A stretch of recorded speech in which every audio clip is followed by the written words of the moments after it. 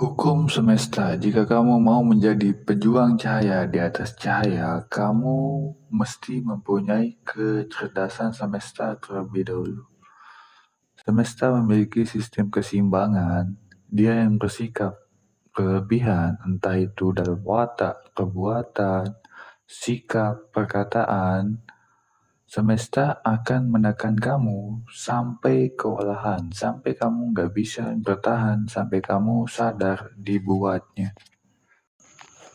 Hidup adalah dualitas, mesti ada sisi kebalikannya. Contoh, untuk mempunyai anak dibutuhkan laki dan perempuan. Untuk menghasilkan energi dibutuhkan kutub positif dan kutub negatif. Untuk menghargai kesenangan dibutuhkan yang namanya kita sebagai manusia mesti tahu apa itu kesedihan, apa itu kepahitan hidup, dan apa itu rasa sakit. Jika kamu mengandalkan satu sisi, otomatis kamu nggak hidup sepenuhnya, sebab hidup ini adalah dualitas. Semesta tidak mengenalimu melalui agama, tapi semesta mengenalimu melalui energi dan alam sekitar. Energi positif atau negatif, cinta dan benci, semuanya sangat jelas bagi yang udah memahami hukum energi. Energi tidak kasat mata, tetapi terasa vibrasinya. Dalam prinsip semesta, dia hanya membawa energinya. Siapa yang menghambat akan mendapat duka dan nestapa. Kekuatan mindset itu nyata adanya. Saat kamu yakin bisa mewujudkannya, maka semesta akan membantumu untuk menggapainya. Sedangkan di dalam agama, Tuhan itu sudah nyata-nyata mengatakan, aku itu tergantung prasangka hambaku. Jika kamu mengatakan begitu, maka kamu lakukan konsisten, sehingga kamu lebih mudah untuk menggapainya. Tentukan keinginanmu, berimajinasilah, rasakan, jangan batasi, buang logikamu, yakinlah dan konsisten. Siapapun yang meninggalkanmu, kita meninggalkanmu, atau mungkin kamu sudah disakiti, bukan disebabkan oleh dia itu hianat atau bagaimanapun, itu dalam ranah frekuensi. Perbedaan frekuensi, yang lemah akan pergi. Yang kuat juga begitu juga. Maka bukan salahnya kita jika ada yang meninggalkan kita. Bukan disebabkan oleh siapapun, intinya semua yang meninggalkan kita itu tidak sesuai dengan frekuensinya. Zaman ini kita itu sudah memasuki hidup di zaman digital. Semuanya dilihat, semuanya lewat standar sosmed. Entah itu di media sosial kayak akun TikTok, kayak akun Facebook, akun YouTube, dan lain sebagainya. Banyak manusia yang mempunyai penampilan bagus, rapi, agamis. Ada juga yang punya penampilan bajingan, pokoknya macam-macam. Ada juga yang agamis hatinya busuk, ada juga yang bajingan tapi hatinya baik. Jadi saya tidak membahas tentang yang bagus, yang rapi, yang agamis ataupun yang bejat. Cuma di sini aku itu ingin menjelaskan bahwa semua penampilan di dunia ini kadang-kadang bisa bohong. Atau kita sebut dengan kissing, hanya topeng semata. Tapi jika kita masuk ke dalam ranah energi, itu tidak bisa berbohong. Dan manusia itu sudah otomatis mempunyai perangkat alami untuk mengenali energi siapapun yang ada di dunia ini.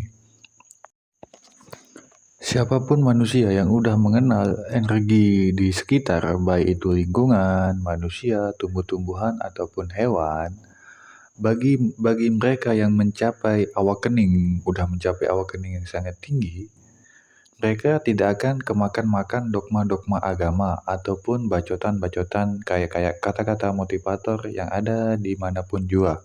Dia itu cuma melihat, cuma merasakan energi di alam sekitarnya, entah itu manusia ataupun yang lain sebagainya. Dan sudah tidak takut lagi dengan ancaman-ancaman kayak semacam masuk neraka dan tidak butuh lagi iming-iming kayak surga. Jadi kita ini hidup semuanya dengan cinta dan kasih sayang. Sudah tidak beramal dengan ada niat imbalan sekian, sudah tidak ada niat ibadah untuk dapat ini itu, tapi semuanya dia melakukannya dengan alami, dengan dasar cinta. Seleksi alam itu nyata, makanya ada yang namanya ada roda kehidupan, kadang di atas, kadang di bawah. Manusia itu akan menemukan yang lemah akan ketemu dengan yang lemah, yang kuat akan ketemu dengan yang kuat sesuai dengan frekuensinya. Sebab energi itu tidak ada yang bohong. Lingkungan yang ada di sekitarmu akan mengikuti siapa kamu. Apakah kamu akan tumbuh? Apakah kamu akan sadar atau mungkin sebaliknya? Maka energi tadi akan selalu menemukan energinya sesuai dengan frekuensinya. Jadi, jika saat ini kamu dijauhi, jangan berkecil hati apabila temanmu sedikit, lingkunganmu kecil. Itu semua tujuannya supaya kamu bisa hening. Hening supaya kamu bisa komunikasi dengan Tuhanmu. Supaya kamu sadar bahwa segala sesuatu di dunia ini, semuanya itu adalah kebohongan. Jadi, tingkatkanlah energimu. Semesta itu mengambilnya cuma sesaat. Ketika kamu ditinggalkan, entah itu nggak ada kerabat, teman, lingkunganmu semakin mengecil, jangan putus asa. Itu sudah menjadi roda kehidupan alamnya supaya kamu bisa kembali kepada Tuhan kamu. Jangan mencintai dengan berlebihan, pokoknya segala sesuatu yang kelebihan ini akan membuat kamu capek nanti. Ya, hidupmu akan berantakan kayak trauma, depresi, dan seleksi alam itu udah otomatis tanpa adanya pertanyaan kenapa.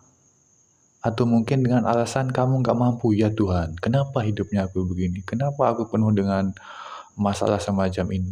Memang sudah menjadi hukum alam semesta bahwa kita di dunia ini kita itu mesti menyamakan frekuensi. Makanya untuk manusia yang udah mencapai awakening, dia itu susah untuk berteman dengan siapapun sebab yang datang kepada dia maka dia itu akan pergi meninggalkan dia.